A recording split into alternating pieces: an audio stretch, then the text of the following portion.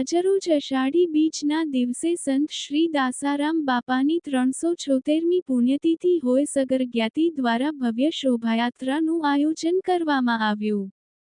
જૂનાગઢ પંથકના બાલાગામ નામના ગામે સગર વીરાભગત અને માતા હેમીબાઈના ઘરે તેમનો જન્મ સંવત 1695માં થયો હતો, જેમાં 5 પુત્રોમાંથી સૌથી નાના પુત્ર તેજ દાસો એટલે કે સંત દાસારામ બાળપણથી જ ધાર્મિક અને ભક્તિભાવવાળા હતા. રામાયણ, મહાભારત, વેદ, ઉપનિષદ, ગીતાનો અભ્યાસ કર્યો હતો. તેમણે સંવત 1805 અષાઢી બીજના દિવસે જળ સમાધિ લીધી હતી. આજે તેમની 376મી પુણ્યતિથિ હોય મહુવા સગર જ્ઞાતિ દ્વારા સંત શ્રી દાસારામ બાપાની ભવ્ય શોભાયાત્રાનું આયોજન કરવામાં આવ્યું હતું, જેમાં મોટા પ્રમાણમાં સગર જ્ઞાતિના અગ્રણીઓ, ભાવિક ભક્તો તથા રાજકીય આગેવાનો જોડાયા હતા.